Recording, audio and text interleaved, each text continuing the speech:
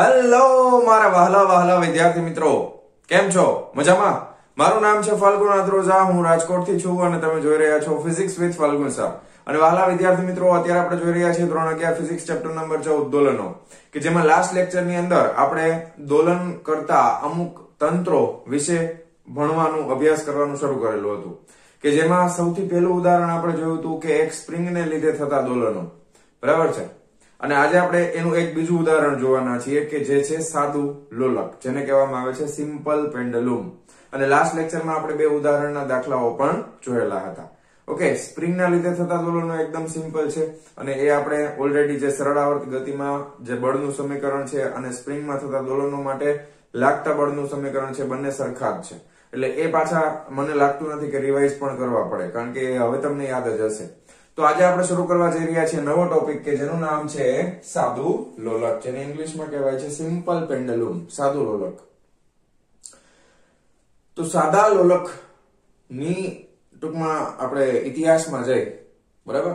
તો સૌથી પહેલા ગેલિલિયો ગેલિલી જે છે એમણે એક ચર્ચની અંદર એક ઝુમર લટકતું હતું અને એ ઝુમરનો આવર્તકાળ છે એણે પોતાના નાડીના ધબકારાની મદદથી ઝુમરનો આવર્તકાળ માપેલો.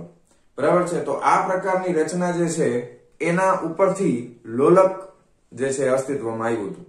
તમે લોલક ઘણી બધી જગ્યાએ જોયેલા હશે. જૂની ઘડિયાળ હોય તો એમાં પણ એક લોલક લટકતું હોય છે, આમથી આમ ટક ટક ટક ટક થયા કરે, બરાબર? અને એના ઉપરથી આપણે ટાઈમ નક્કી કરતા હોય છે. લોલક તમે ઘણી બધી જગ્યાએ જોયેલા હોય છે. હવે લોલક છે એ તમે પોતે પણ બનાવી શકો, પણ અત્યારે આપણે સૌથી પહેલા સાદા લોલકની વ્યાખ્યા લખવી હોય, પરીક્ષામાં પૂછે કે સાદા લોલકની વ્યાખ્યા લખો ને પછી બધું સમજાવો, તો વ્યાખ્યા લખવી પડે વ્યવસ્થિત રીતે. તો આપણે એક વ્યાખ્યા લખી નાખીએ. સાદા લોલકની વ્યાખ્યા આપણે હું લખું છું અહીંયા, બરાબર? કોઈ એક દ્રઢ આધાર સાથે વજન રહિત અને ખેંચી ન શકાય તેવી, હવે ખેંચી ન શકાય તેવી એના માટે શબ્દ છે અતન્ય, આપણે પેલા આવી ગયો છે, અથવા તમે એને અસ્થિતિસ્થાપક પણ કહી શકો, બરાબર? અતન્ય અથવા અસ્થિતિસ્થાપક. વજન રહિત તમને બધાને ખબર છે કે જેનું દળ ખૂબ જ ઓછું હોય. તો કોઈ એક દ્રઢ આધાર સાથે વજન રહિત અને ખેંચી ન શકાય તેવી દોરીની સાથે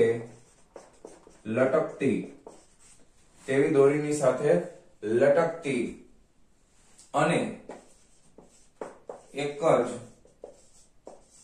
ઉર્ધ્વ તલમાં દોલિત થતી નાની પરંતુ દળદાર વસ્તુથી બનતી રચનાને સાદું લોલક કહે છે. સાદું લોલક કહે છે. જો વ્યાખ્યા જો, કોઈ એક દ્રઢ આધાર સાથે વજન રહિત અને ખેંચી ન શકાય તેવી દોરીની સાથે લટકતી અને એક જ ઉર્ધ્વતલમાં દોલિત થતી નાની પરંતુ દળદાર વસ્તુથી બનતી રચનાને સાદું લોલક કહે છે. લોલક તમને બધાને ખ્યાલ છે. હવે આમાં અમુક શબ્દો ઉપર ધ્યાન આપવાનું છે. એક જ ઉર્ધ્વતલમાં, એનો મતલબ શું થાય? તમે દાખલા તરીકે તમારે સાદું લોલક બનાવવું છે તો તમે પણ સાદું લોલક બનાવી શકો છો. ટેક્સ્ટ બુકમાં તમને આપેલી છે મેથડ. તમારે શું કરવાનું? 100 સેન્ટીમીટર લાંબી દોરી લેવાની, એને એક છેડા ઉપર એક વજનદાર પથ્થરને બાંધી દેવાનો, પછી એનો એક છેડો છે એને દ્રઢ આધાર ઉપર ચડી દેવાનો અને પછી તમારે એને એના મૂળભૂત સ્થાનેથી ચલિત કરી દેવાનું, બરાબર? ને પછી છોડી દેવાનું. એટલે શું થશે? આમથી આમ, તો એ થઈ જશે સાદું લોલક, બરાબર? પણ ધ્યાન શું રાખવાનું છે? એક જ ઉર્ધ્વતલમાં, એટલે દોલન થતું હોય તો એ આમથી આમ કરીને આમથી આમ દોલન ન થાય ગમે એમ. એટલે એ એક જ સમતલમાં દોલન થશે. દાખલા તરીકે આ બોર્ડ જે સમતલ છે ત્યાં અહીંયા તમે દોરી બાંધેલી છે અને અહીંયાથી તમે આમ છોડી દેશો દોલક, બરાબર? દોલકને છોડી દો તો એ આમથી આમ જ ગતિ કરે, પછી આમ બહાર ન નીકળી જાય. ખ્યાલ આવ્યો? એટલા માટે એક જ ઉર્ધ્વતલ શબ્દ વાપરેલો છે. ઓકે, તો સાદું લોલક આપણે જાતે પણ બનાવી શકીએ અને એનો આવર્તકાળ છે એ એપ્રોક્સિમેટલી 2 સેકન્ડ જેટલો હોય. એનો આવર્તકાળ તમે સાદું લોલક 100 સેન્ટીમીટર લંબાઈની દોરી વડે તમે બનાવશો તો એનો આવર્તકાળ કેટલો હશે? 2 સેકન્ડ જેટલો એનો આવર્તકાળ હશે. ખ્યાલ આવી ગયો? તો આ પ્રમાણે સાદું લોલક બનાવી શકાય. હવે આપણે એની ભૂમિતિમાં જવાના છીએ અને એના માટે આવર્તકાળ ગોતવાના છીએ સાદા લોલક માટે. બરાબર છે? તો આકૃતિની જરૂર પડશે આપણે. હવે આપણને ખબર છે કે દ્રઢ આધારની સાથે ઝઘડેલું હોય તો આપણે અહીંયા આગળ એક દ્રઢ આધારને રાખી દઈએ. આ એક દ્રઢ આધાર છે, બરાબર. ચાલો, બહુ સરસ. હવે અહીંયા આપણે એને જોડી દીધું છે અને વજન રહિત દોરી છે. વજન રહિત દોરી છે એ પ્રારંભમાં આ જગ્યા ઉપર છે. ધારો કે પ્રારંભમાં આ લોકેશન ઉપર છે અને અહીંયા એની સાથે એક દળદાર લટકતી વસ્તુ, એટલે અહીંયા આપણે ગોળો સમજો, જેને આપણે લોલક નામ આપેલું છે, એ અહીંયા લટકાવી દીધો છે, બરાબર. બહુ સરસ. હવે તમે આને અહીંયાથી આમ લઈ જાઓ છો અને એને છોડી દો છો, એટલે ધારો કે ઈ હવે બરાબર અહીંયા પહોંચે છે, બરાબર. ખ્યાલ આવી ગયો. હવે આ કરતું હશે દોલન, બરાબર. પછી છોડી દેશો પછી શું કરશે? દોલનો કરશે. ખ્યાલ આવે તમને? તો હવે અહીંયાથી અહીંયા પહોંચે છે. ક્લિયર?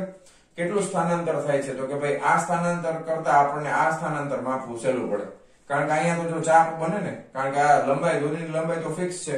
ધારો કે આપણે અહીંયા આગળ દોરીની લંબાઈ છે એને કેપિટલ એલ કહી દઈએ. આ દોરીની લંબાઈ કેટલી છે? તો કે કેપિટલ એલ લંબાઈની દોરી છે, આ દ્રઢ આધાર સાથે બાંધેલી છે. ઓકે. અહીંયા જે વજન લટકાવ્યું છે એ કેટલું છે? તો કે જે વજન છે એનું દળ m છે. ઓકે, દળ m છે અને આને આપણે આમથી આમ દોલિત કરાવીએ છીએ. પ્રારંભમાં તમે કેટલા ખૂણે લઈ જાવ છો? તો કે પ્રારંભમાં છે ને ભાઈ, હું એને થીટા ખૂણે લઈ જાઉં છું, બરાબર. અહીંયા થીટા બરાબર 0 થશે અને અહીંયા થીટા બરાબર થીટા થશે. થીટા ખૂણાથી હું એને છોડવાનો છું. ખ્યાલ આવી ગયો? અને પછી એ શું કરશે? તો કે આ જગ્યા ઉપર દોલન કરશે, આમથી આમ, આમથી આમ, આમથી આમ, આમથી આમ. ટેક્સ્ટબુકમાં બે આકૃતિ આપી છે. પહેલામાં તમને સિમ્પલ આ રીતના બતાવીને પછી અહીંયાથી આમ ને અહીંથી આમ એરો કરી દીધો છે, એટલે તમને ખબર પડે કે આ સાદું લોલક છે. ઓકે, હવે આપણે બીજી આકૃતિ ઉપર સીધું ફોકસ કરીએ છીએ. જો ધ્યાનથી જોજો. હવે અહીંયાથી તમે એને છોડો પછી એના ઉપર કયા કયા બળો કાર્યરત હોય? તમે એકવાર પકડીને લઈ ગયા ત્યારે તમે બાહ્ય બળ વાપરેલું છે, પછી અહીંથી મૂકી દો છો. પછી હવે તમે વિચારો કે આ દળદાર વસ્તુ છે એના ઉપર કયા કયા બળો કાર્યરત હશે? તો સિમ્પલ તમે વિચારી શકો કે એના ઉપર ભાઈ બે બળો કાર્યરત હોય. કયા કયા બે બળો? તો કે સૌથી પહેલા તો પૃથ્વીના ગુરુત્વાકર્ષણ બળના લીધે આ દળ ઉપર ગુરુત્વાકર્ષણ બળ હંમેશા લંબ જ લાગે. તો આ દિશામાં એના ઉપર લાગતું હશે વજન બળ W બરાબર mg. નીચે તરફ લાગે mg, બરાબર. અને દોરી છે એ ખેંચાય એવી નથી, ન ખેંચી શકાય તેવી દોરી છે, એટલે એના લીધે એના ઉપર એક બળ લાગતું હશે જેને આપણે કહીએ છીએ દોરીનું તણાવ બળ. શું કહીએ છીએ? દોરીનું તણાવ બળ, કેપિટલ T. તો આ દોરી ઉપર બીજું બળ લાગે છે, દોરીનું તણાવ બળ, capital T. Clear? Okay, perfect. કોઈ પ્રોબ્લેમ નહીં ને? હવે તમને બધાને ખબર છે કે આ દોરી છે એ જો ગતિ કરે, અહીંથી લોલક મૂકી દેવામાં આવે તો એ આ રસ્તા ઉપર ગતિ કરે, બરાબર. આમથી આમ ગતિ કરશે. તો હવે તમે વિચારી શકો કે આ mg ના બે ઘટકો આપણે લેવા પડે. શું લેવું પડે? mg ના બે ઘટકો મારે લેવા પડે. બીજી એક વસ્તુ, mg ના ઘટકો કઈ રીતે લેશું આપણે? ખાસ ધ્યાન આપજો. એક એનો સ્પર્શીય ઘટક લેશું આપણે, બરાબર છે. એક ઘટક છે ઈ, કારણ કે આ લોલક છે ને અહીંથી છોડી દઉં છું તો આ દિશામાં ગતિ કરશે ને, આ દિશામાં ગતિ કરવાનું શરૂ કરશે ને. થોડુંક આને વર્તુળ જેવું રાખું, સીધું લાગે છે, બરાબર. અને થોડું આ રીતે બતાવું. હા, રેડી? આ રીતે. તો હવે એક તો આ દિશામાં ગતિ કરવાનું છે, એટલે એક mg નો ઘટક કયો બનશે? તો કે એક mg નો ઘટક આ દિશામાં અને સ્પર્શકની દિશામાં બને આમ, બરાબર. વર્તુળને દોરેલા સ્પર્શકની દિશામાં એક ઘટક હોય આ રીતે. ખ્યાલ આવે છે? તો સ્પર્શકની દિશામાં હોય તો અહીંયાથી ખૂણો કેટલાનો બનશે? તો કે આ ખૂણો 90 નો બને, કારણ કે આ ત્રિજ્યા છે ને વર્તુળની. તમે આખે આખું વર્તુળ વિચારો તો આ વર્તુળની ત્રિજ્યા છે, આ વર્તુળની અહીંયાથી દોરેલો સ્પર્શક. તો ત્રિજ્યા અને સ્પર્શક વચ્ચેનો ખૂણો હંમેશા 90 ડિગ્રીનો જ થાય. ત્રિજ્યા અને સ્પર્શક વચ્ચેનો ખૂણો હંમેશા કેટલા ડિગ્રીનો થાય? તો કે 90 ડિગ્રીનો થાય. ખ્યાલ આવી ગયો? બહુ સરસ, વેરી ગુડ. હવે એક બીજી વસ્તુ તમે વિચારો. દાખલા તરીકે તમે આને પાછળની સાઈડ, આ તણાવ બળ છે અને આપણે પાછળની સાઈડ ખેંચી લઈએ આ રીતે, બરાબર. ચાલો, ખેંચી લીધું. અને આ mg ને આપણે ઉપરની સાઈડ, આ જે લાઈન છે એને ઉપરની સાઈડ ખેંચી લઈએ આ રીતે, આમ. ખ્યાલ આવી ગયો? બરાબર. ધારો કે તો હવે તમે જોઈ શકો છો અહીંયા યુગ્મ કોણ બને છે, આમ એમ n બનીનું આમ. તો આ ખૂણો થીટા હોય તો આ યુગ્મ કોણ છે, તો આ ખૂણો પણ કેટલો થાય? થીટા. હવે આ થીટા હોય તો અહીં ચોકડી બને છે, જો આમ ક્રોસ. ક્રોસમાં હંમેશા ઉપર નીચેના ખૂણા સરખા થાય. જો ઉપરનો અને નીચેનો બે ખૂણા સરખા થાય તો આ થીટા થતો હોય તો નીચેનો પણ કેટલો થાય? આ થીટા જ થાય. થાય ને? આ ખૂણો પણ કેટલો થાય? થીટા. ખ્યાલ આવી ગયો? હવે આપણે આને આટલી જ લંબાવવાની, બહુ જાજી નહીં લંબાવવાની, બે સરખી જ રહેવી જોઈએ, બરાબર. ઓકે, અને આ છે એને પણ આપણે અહીંયા સુધી જ લંબાવશું, રેડિયલ. તો હવે તમે વિચારી શકો કે આ ખૂણાની પાસેની બાજુ છે એટલે આનું મૂલ્ય કેટલું થશે? આ બળનું મૂલ્ય કેટલું થાય? તો કે ખૂણાની પાસેની બાજુ છે એટલે આ થઈ જશે mg cos θ. બરાબર? ઓકે, બહુ સરસ, વેરી ગુડ. હવે આ ખૂણાની સામેની બાજુ મારે જોતી હોય તો સામેની બાજુ મારે જોતી હોય તો અહીંયાથી આમ આવશે ને. હવે એને સમાંતર બાજુ એટલે આ થઈ ગઈ, આને સમાંતર બાજુ એટલે આ થઈ ગઈ. તો આ જે મળશે એ શું થશે? તો કે એ થઈ જશે mg sin θ. શું થઈ જશે? આ બાજુનું માપ થઈ જશે mg sin θ. ખ્યાલ આવી ગયો? બસ, તો ખાસ તમને આકૃતિ પહેલા સમજાઈ જવી જોઈએ કેવી રીતે દોરવાની છે. બરાબર? આ ખૂણો θ હોય તો આ θ થાય, આ θ હોય તો આ θ થાય.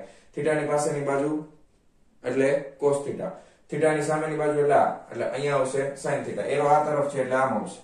ખ્યાલ આવી ગયો તમને? રેડી? કોઈ વાંધો, કોઈ તકલીફ નથી ને? બહુ સરસ. ચાલો હવે આપણે વિચારવાનું છે થિયોરેટિકલી. તો આમાં કેટલા બળ લાગે છે? તો કે 2 બળો લાગશે. બધું આપણે લખતા જઈએ. જો કેટલા બળો લાગે છે લોલક ઉપર? તો કે 2 બળો લાગે છે. બરાબર? કયા બળ છે? તો કે પહેલું બળ છે એને આપણે કહીશું દોરીનું તણાવ બળ. તણાવ બળ છે એને કેપિટલ T સદિશના સ્વરૂપમાં. અને બીજું છે એ કયું છે? બરાબર, બીજા નંબરનું કયું છે? તો કે દોરી ઉપર લટકતું દળ છે એટલે એને આપણે વજન બળ કહી દઈએ, અથવા તો ગુરુત્વાકર્ષણ બળ તમે કહી દો.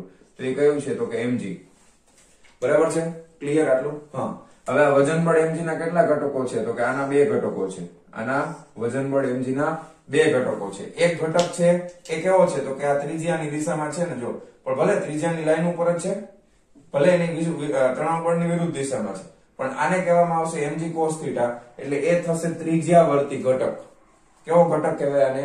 ત્રિજ્યાવર્તી ઘટક. Okay okay. તો પહેલો ઘટક છે mg cos θ. એને આપણે શું નામ આપશું? તો એને આપણે કહી દઈશું ત્રિજ્યાવર્તી ઘટક. ઓકે, બહુ સરસ. બીજો ઘટક કયો છે? તો કે આ જો વર્તુળને દોરેલા સ્પર્શકની દિશામાં છે.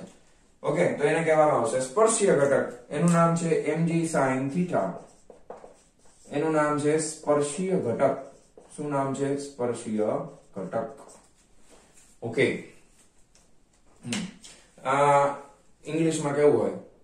તો રેડિયલ કોમ્પોનન્ટ કહેવાય અને ટેન્જેન્શિયલ કોમ્પોનન્ટ કહેવાય. ઓકે, સ્પર્શક એટલે ટેન્જન્ટ અને ત્રિજ્યાવર્તી એટલે રેડિયલ. ઓકે, તો વજનના 2 ઘટકો આપણને મળી ગયા, mg cos θ, mg sin θ. તણાવ બળ T છે. હવે તમે વિચારો કે આમાં પ્રવેગ કેટલા પ્રકારના લાગે છે? કેટલા પ્રવેગ લાગતા હશે? કારણ કે આમ ગોળ ગોળ ફરે એટલે પ્રવેગ તો લાગતો જ હોય.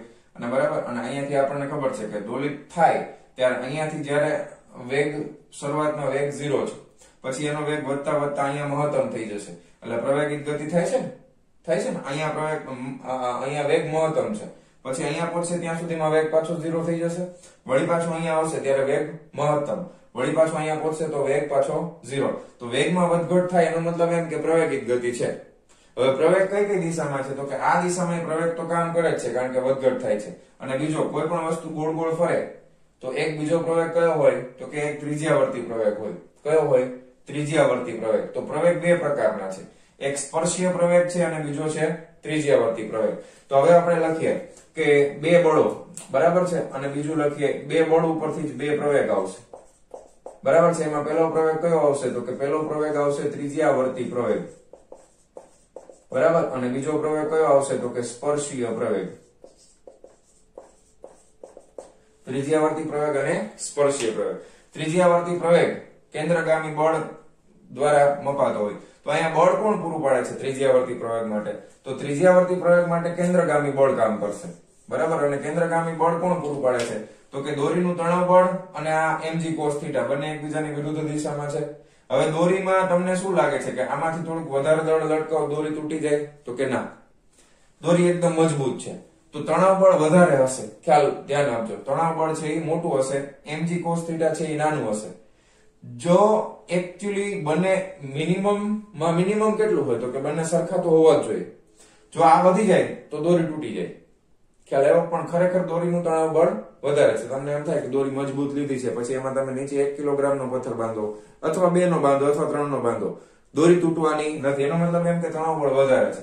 તો આનું પરિણામી બળ છે એ કઈ દિશામાં લાગતું હોય? ત્રિજ્યાની દિશામાં લાગતું હોય. તો આના માટે પરિણામી બળ છે એ કેવું લાગે? તો કે t ઉપર તરફ -mg cos θ નીચે તરફ. તો આ છે એનું પરિણામી બળ. આ પરિણામી બળ છે. કેટલું છે? t -mg cos θ. અને આ પરિણામી બળ, આ શું છે? આ છે પરિણામી બળ. કઈ દિશામાં? ત્રિજ્યાની દિશામાં. અને આના લીધે ત્રિજ્યાવર્તી પ્રવેગ હોય. બરાબર? ત્રિજ્યાવર્તી પ્રવેગ કેટલો હોય? તો કે ω²L. કેન્દ્રગામી બળ આપણને બધાને ખબર છે. એના ઉપરથી ત્રિજ્યાવર્તી પ્રવેગ પણ આપણે ઓલરેડી ઘણી બધી વખત ડિસ્કશન આગળ કરી લીધી છે. v²/r vr ઓમેગા એટલે r²ω² ના છેદમાં r. એક r ઉડી ગયો. શું વધ્યું? ω²r. અહીંયા ત્રિજ્યા કેટલી છે? તો કે કેપિટલ L જેટલી. તો અહીંયા આગળ જે ત્રિજ્યાવર્તી પ્રવેગ છે, ત્રિજ્યાવર્તી પ્રવેગ એનું મૂલ્ય કેટલું થાય? તો કે ત્રિજ્યાવર્તી પ્રવેગનું મૂલ્ય થાય ω²L. પણ એનું આપણને કઈ કામ પડવાનું નથી, કારણ કે દોલિત ગતિ કરવા માટે ત્રિજ્યાવર્તી પ્રવેગ છે એ કોઈ જાતનું ટોર્ક લગાવતું નથી. બરાબર? દોલિત ગતિ કરવા માટે ટોર્ક જરૂરી છે. આને આમથી આમ ફેરવવું છે એટલા માટે. બરાબર? તો બીજા હવે સ્પર્શીય પ્રવેગની વાત કરવાની છે. મેઈન વાત કોની કરવાની છે? સ્પર્શીય પ્રવેગની. ઓકે? તો સ્પર્શીય પ્રવેગ કયા બળના લીધે છે? તો કે સ્પર્શીય પ્રવેગ છે ને ઈ mg sin θ ના લીધે છે. કોના લીધે છે? mg sin θ ના લીધે. સ્પર્શીય પ્રવેગ કોના લીધે છે? mg sin θ ના લીધે છે. તો બીજા કેસની અંદર તમે વિચારી શકો કે સ્પર્શીય પ્રવેગ છે એ કોના લીધે છે? તો કે mg sin θ ના લીધે છે. અને આ પ્રવેગના લીધે શું ઉત્પન્ન થાય છે? તો કે બળ અને ત્રિજ્યા છે. જો બળ ગુણ્યા ત્રિજ્યા ગુણ્યા બળ કરો, બળ ગુણ્યા ત્રિજ્યા, આપણને ખબર છે r × f બરાબર શું ઉત્પન્ન કરે? ટોર્ક ઉત્પન્ન કરે. બરાબર? લોલકને સરળ આવર્ત ગતિ કરાવવા માટેનો ટોર્ક કોણ પૂરું પાડે? તો કે આ બળ. અને એના લીધે ટોર્ક ઉત્પન્ન થાય. તો ટોર્કનું સૂત્ર શું છે? આગળ શીખી ગયા છીએ. સદિશના સ્વરૂપમાં લખવું તો r × f. બરાબર? પછી એને ક્રોસ ગુણાકાર કાઢી નાખીએ તો rf sin θ થાય ને? બરાબર? હા, બહુ સરસ. તો હવે અહીંયા લખું છું, ધ્યાનથી જોજો.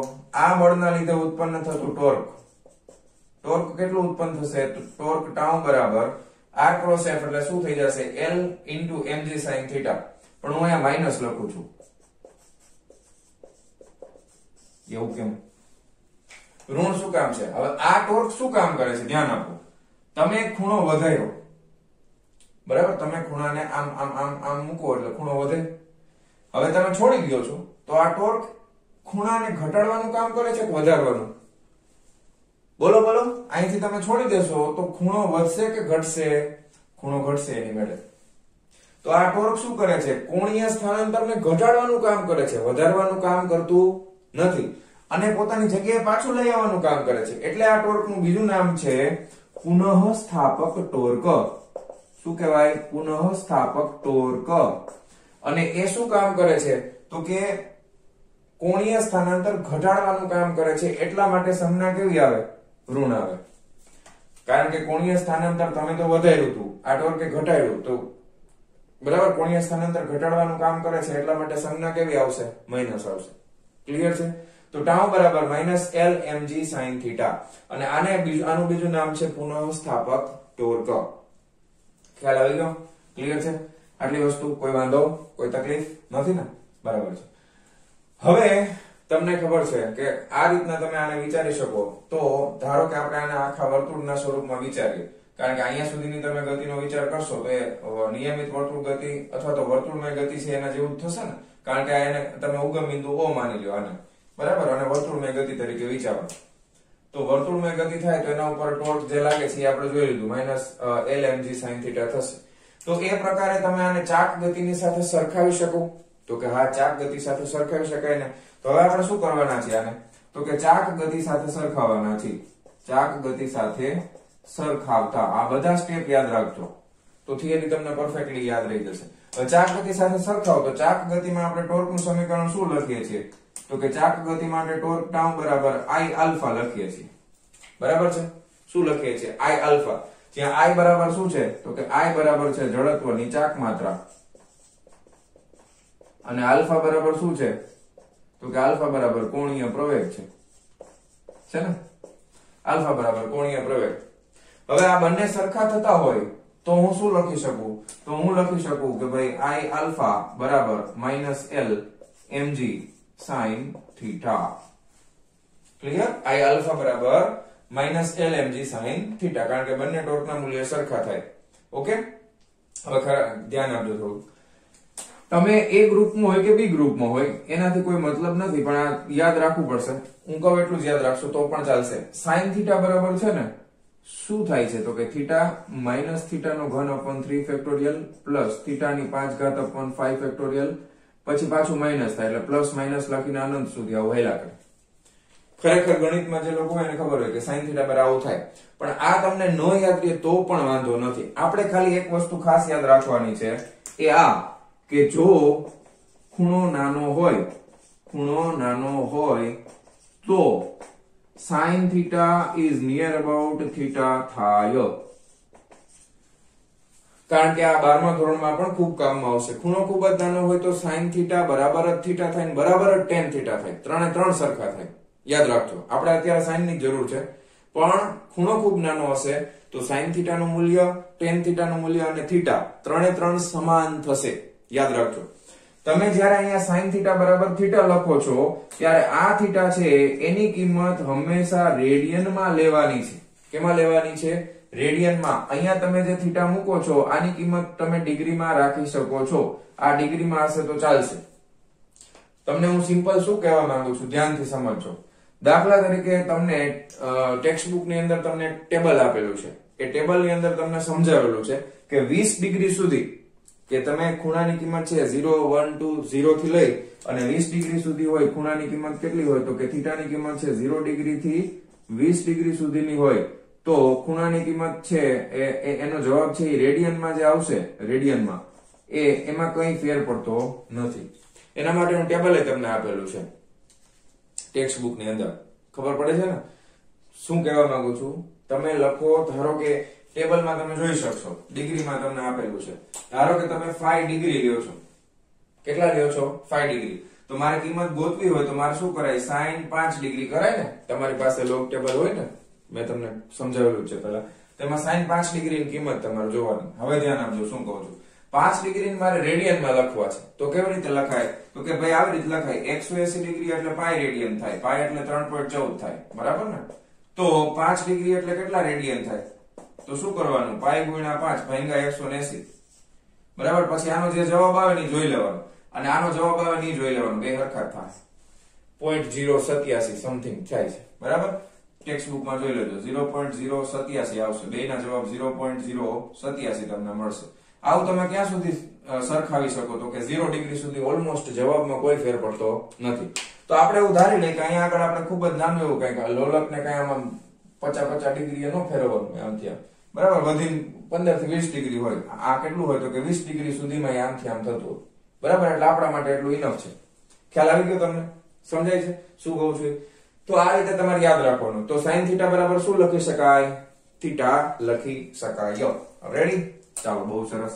તેથી આપણે લખી નાખીએ I આલ્ફા બરાબર -L mg into theta. Ready? Clear છે? કોઈ વાંધો, કોઈ તકલીફ નથી ને? હવે એક બીજી વસ્તુ નોટ કરો કે અહીંયા આપણે ઓલરેડી સ્પર્શીય પ્રવેગ માટે પહેલા આપણે ઓલરેડી સરળાવર્ત ગતિ માટે પ્રવેગનું સમીકરણ જોયેલું છે. એ પ્રવેગનું સમીકરણ શું છે એ હું તમને ખાલી લખીને પછી પૂછી નાખું છું. બોર્ડમાં જગ્યા ઓછી છે એટલે તમને પ્રવેગનું સમીકરણ યાદ હોવું જોઈએ. પ્રવેગનું સમીકરણ હમણાં આપણે ઘણા ટાઈમથી જોતા આવ્યા છે. પ્રવેગનું સમીકરણ શું છે તો કે -a cos ωt + 5.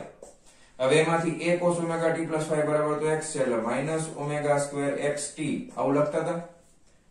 આ કોના માટે છે? x એટલે રેખીય સ્થાનાંતર માટે છે ને, એટલે દોલક છે આમથી આમ થતું હોય સરળાવર્ત ગતિ, તો એના માટે. પણ કોણીયમાં ખૂણો આવશે તો આને તમારે આની હારે સરખાવવાનું છે. આની બદલે હું આલ્ફા t લખું તો હું લખી શકું -ω2 θt.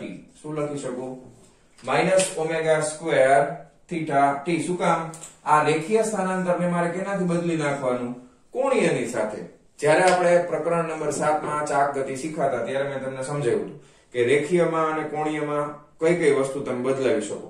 તો સ્થાનાંતર, રેખીય સ્થાનાંતર હોય તો કોણીય સ્થાનાંતર શું આવે? થીટા. તો આની જગ્યાએ હું શું લખી શકું? -ω2 θ લખી શકાય ને? તો હવે હું આલ્ફાની કિંમત મૂકવાનો છું. આલ્ફાની કિંમત મૂકી દઈએ તો શું આવશે? therefore minus I omega square theta બરાબર minus L mg theta સામસામેથી માઈનસ માઈનસ ગયા પ્લસ કરી નાખો થીટા થીટા ગયા ઉડી ગયા બરાબર તો ફાઇનલી હવે જગ્યા ઘટી એટલે હું આ પૂછી નાખું છું બરાબર આ સરખાવવા માટે હતું યાદ રહી ગયું ચાલો હવે આપણે શું કહી શકાય કે ભાઈ હવે આપણે એવું કહી શકાય કે ઓમેગા સ્ક્વેર ને કરતા બનાવો બરાબર ચાલો તો ઓમેગા સ્ક્વેર ને કરતા બનાવીએ તો શું થઈ જશે ઓમેગા સ્ક્વેર ને કરતા બનાવો lmg by I થઈ ગયું lmg ના છેદમાં I તો ઓમેગા ને કરતા બનાવો તો વર્ગમૂળમાં આવી જશે lmg ના છેદમાં I ખ્યાલ આવી ગયો પરફેક્ટ કોઈ વાંધો નથી ને બહુ સરસ વેરી ગુડ હવે આના ઉપરથી ઓમેગા એટલે તો શું થાય તો કે 2 પાઈ બાય કેપિટલ T થાય તો એના બરાબર અંડર રૂટ ઓફ lmg ના છેદમાં I હવે આપણે આવર્તકાળ T ને કરતા બનાવો તો T અહીંયા આવી જશે ચોકડી ગુણાકાર કરી નાખો એટલે 2 pi under root of I ના છેદમાં lmg ક્લિયર આ સ્ટેપ તો સાવ સહેલા છે હવે તમે આને એક વર્તુળ તરીકે વિચારો અને વર્તુળની ત્રિજ્યા જો L હોય તો જડત્વની ચાક માત્રા સાથે સરખાવું છે તો એના માટે જડત્વની ચાક માત્રા કેટલી હોય તો કે એના માટે જડત્વની ચાક માત્રા હોય I બરાબર mr² તો અહીંયા આગળ આવશે I બરાબર mr² ની બદલે ત્રિજ્યા કેટલી છે L છે તો ml² થાય તો અહીંયા કિંમત મૂકી દો તો 2 pi under root of ml² ના છેદમાં lmg એક એક m કેન્સલ એક એક l કેન્સલ તો આ થઈ જશે 2 pi under root of l by g બસ પૂરું કમ્પ્લીટ આ સાદા લોલક માટેનું ખૂબ જ પ્રખ્યાત સમીકરણ છે આવર્તકાળ t બરાબર કેટલું થાય 2 pi under root of l by g સમજાઈ ગયું ઓકે તો આ રીતે આપણે સાદા લોલકને સરળ આવર્ત ગતિની સાથે સમીકરણ મેળવવું હોય તો આ બધા સ્ટેપ તમારે યાદ રાખવા પડે ક્લિયર બીજી એક વસ્તુ વ્યવહારની અંદર આદર્શ સાદું લોલક શક્ય નથી બરાબર આ બધી જ વસ્તુ આપણે અમુક શરતોને આધીન કરીએ છીએ મેં તમને જ્યારે સ્પ્રિંગ સમજાવ્યું ત્યારે પણ સમજાવેલું હતું શરતો શું છે તો કે કોઈ પણ જાતના અવરોધક બળો કોઈ પણ જાતના બાહ્ય બળો છે એ એના ઉપર કામ નથી કરતા એવું આપણે વિચારી લઈએ છીએ અવરોધક બળ છે જ નહીં હવાનો અવરોધ કોઈ નથી શૂન્ય છે કારણ કે લોલકમાં તો બીજું શું આવે હવાનો અવરોધ જ આવે પણ હવાનો અવરોધ શૂન્ય છે પ્લસ જે તમે દ્રઢ આધાર સાથે બાંધેલું છે ત્યાં પણ કોઈ જાતનો ઘર્ષણ બળ કે એવું કઈ લાગતું નથી એવું આપણે ધારી લેવાનું છે બરાબર અને એ રીતે આપણે વિચારીએ તો આપણને આવો જવાબ મળશે ક્લિયર છે તો બહુ મસ્ત વ્યવસ્થિત રીતે વિડિયો પોઝ કરી અને મેં જે લખી નાખ્યું છે બોર્ડ ભરીને તો એ તમે પણ તમારા સુંદર અક્ષરોની અંદર બુકમાં લખી નાખો ક્લિયર છે અને પછી થિયરી એક વખત ટેક્સ્ટ બુકમાંથી વાંચી જાઓ એટલે પરફેક્ટલી તમને સમજાઈ જશે ચાલો જવા દઉં છું વિડિયો પોઝ કરીને લખી લેજો ચાલો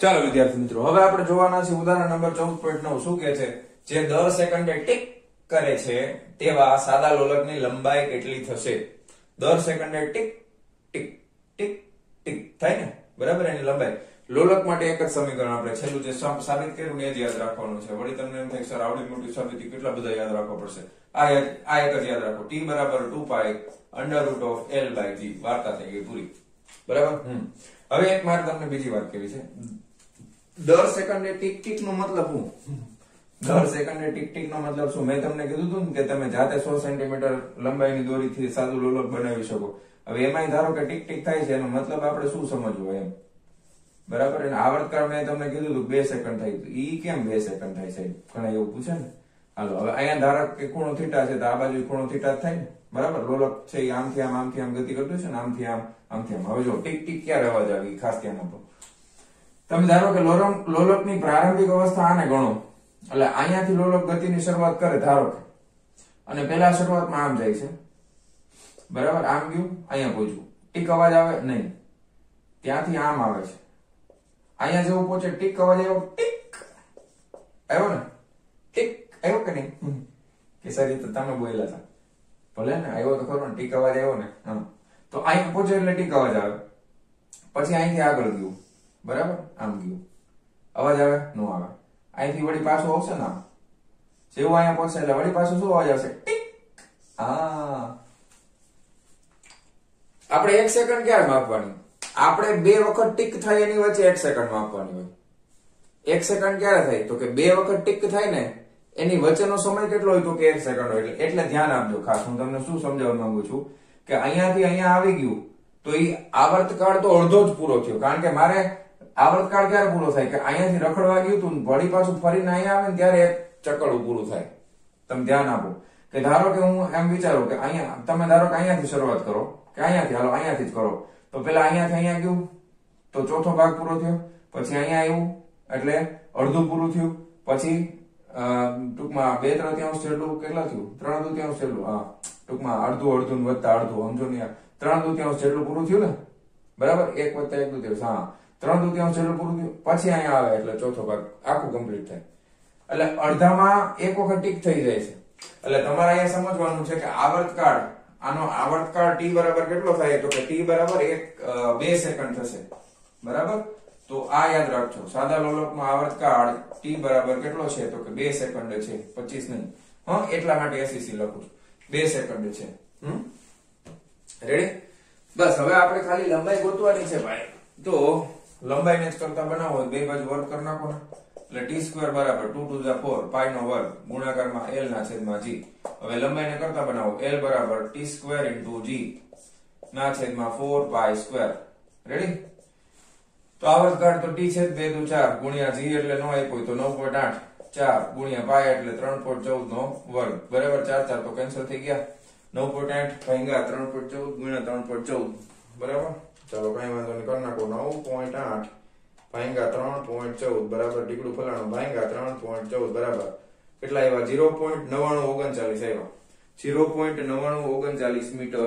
હવે આટલા મીટરની દોરી જોઈએ 0.9939 આના કરતા 1 લખી નાખાય ને એટલે કારણ કે 0.99 પછી હાલે એટલે 1 લખી નાખો ને તો આ 1 મીટર લાંબી દોરી જોઈએ. કેટલી જોઈ જે દર સેકન્ડે ટીક કરે છે તેવા સાદા લોલકની લંબાઈ કેટલી થશે તો કે 1 મીટર લાંબી થાય. થઈ ગઈ 100 સેન્ટીમીટર વાળી થિયરી તમને સમજાવ્યું હતું ને લોલકની થિયરીમાં તમને શું કીધું તમે 100 સેન્ટીમીટર લાંબી દોરી લ્યો અને અહીંયા નીચે પથ્થર મૂકો આવર્તકાળ 2 સેકન્ડ નો હોય કીધું હતું કે નહીં. તો એમાં પેલા તમને દોરીની લંબાઈ આપી દીધી. હવે તમારે નક્કી કરી નાખ્યું તમે આવર્તકાળ 2 સેકન્ડ લઈ લીધો તો દોરીની લંબાઈ કેટલી આવે 1 મીટર જ આવે ને 100 સેન્ટીમીટર જ આવે ને ખ્યાલ આવે તમને. તો તમે એમ કહેશો કે સાહેબ આપણે અમે જે ઘરે ઘડિયાળમાં લોલક જોઈએ છે એ કઈ 100 સેન્ટીમીટર લાંબા નથી હોતા. તો એના વિશે હવે આપણે આગળ અભ્યાસ કરશું બરાબર. એને આપણે સ્પ્રિંગના સ્વરૂપમાં ઉર્જા આપી છે અને એ ઉર્જાની મદદથી આપણે એને દોલન કરાવી છે બરાબર. એટલે દોરીની લંબાઈ લાંબી હોય કે ટૂંકી હોય આપણે ટાઈમ ફિક્સ કરી નાખી છે કે ભાઈ ઈ છે ને 1 સેકન્ડમાં એક વાર આની જેમ ટીક થવું જોઈએ. લંબાઈ ગમે એટલી હોય ખ્યાલ આવ્યો. કારણ કે એના માટે આપણે બાહ્ય બળ લગાવી છે. અત્યારે આપણે સાદા લોલક ઉપર કોઈ પણ જાતનું અત્યારે કોઈ બાહ્ય બળ આપણે લગાવ્યું નથી. માત્ર પૃથ્વીનું ગુરુત્વાકર્ષણ બળ એના ઉપર લાગે છે અને દોરીનું તણાવ બળ લાગે છે બરાબર. તો આ હતું ઉદાહરણ નંબર 14.9. રેડી ચાલો જવા દો. તો મારા વાલા વિદ્યાર્થી મિત્રો આજનો આ લેક્ચર આપણે અહીંયા પૂરો કરીએ છીએ. મળીએ છીએ નેક્સ્ટ વિડિયો લેક્ચરમાં આના પછીના ટોપિકની સાથે. ત્યાં સુધી આવજો.